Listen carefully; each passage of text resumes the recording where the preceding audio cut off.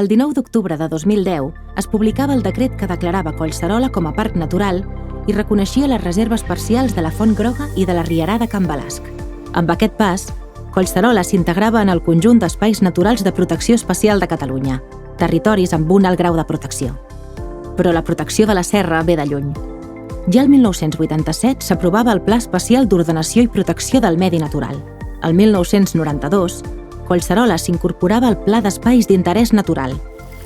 L'any 2000 entrava a formar part de la xarxa de parcs de la Diputació de Barcelona, dins el disseny de l'Anella Verda. I el 2006 era reconeguda com a lloc d'importància comunitària de la xarxa europea Natura 2000. Collserola té un valor en si, per se, de determinades espècies, determinats hàbitats, que no els trobem tan ben representats en altres zones. Realment s'ha aconseguit mantenir uns valors que són excepcionals i que són els que van justificar, entre altres coses, la declaració del Parc Natural fa 15 anys. La declaració de Parc Natural el 2010 esdevenia així la culminació d'un llarg camí d'esforços compartits. Un reconeixement a l'ampli consens entre ciutadania, entitats del territori i administracions que van fer possible preservar Collserola com a espai natural de referència. Per una vegada el moviment cívic va ser capaç d'encetar un debat. I a l'encetar aquest debat, l'argumentari dels valors naturals, la necessitat de preservar-lo, crec que va ser molt fort. Per exemple, vam poder combatre la idea de que Collserola havia de ser el Central Park, que era una visió molt arrelada institucionalment. I crec que això va ser molt positiu. La declaració de Parc Natural va suposar el punt de partida per l'elaboració d'un nou instrument per assegurar la protecció efectiva del patrimoni natural i els valors de l'entorn, el Pla Especial de Protecció del Medi Natural i del Paisatge del Parc Natural de la Serra de Collserola, aprovat definitivament l'any 2021.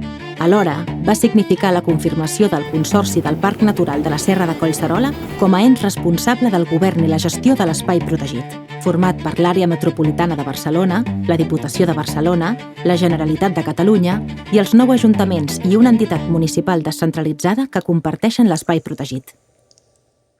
Des dels municipis el que portem és la realitat dels nostres veïns i veïnes, per tant portem aquesta veu també en el Consorci del Parc Natural de la Serra de Collserola, també en la seva governança. Des d'aquesta sensibilitat, des d'aquest realisme, també portem implicació i sumem sinergies. Els espais naturals i el conjunt d'aquesta xarxa d'espais naturals que gestionen el territori en favor d'un desenvolupament sostenible són la punta de llança per ensenyar-nos que les coses es poden fer diferent i es pot garantir un benestar alhora que es converteix la problemàtica de la pèrdua de biodiversitat en una oportunitat de resiliència pel futur. I aquesta figura dels consorcis és una figura especialment interessant. Collserola és un exemple claríssim d'aquesta col·laboració interadministrativa perquè al final la suma dels esforços multiplica els resultats.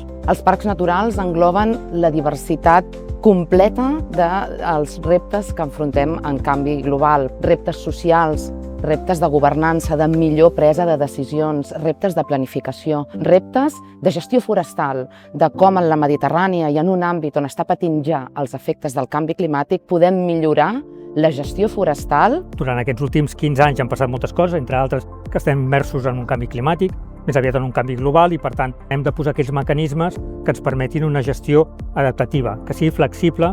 Un dels reptes segurament és continuar mantenint la idea de que som un espai natural, no? I també en un món canviant. I segurament això hauríem de fer-ho a través d'eixos transversals que ens impregnin tota l'organització.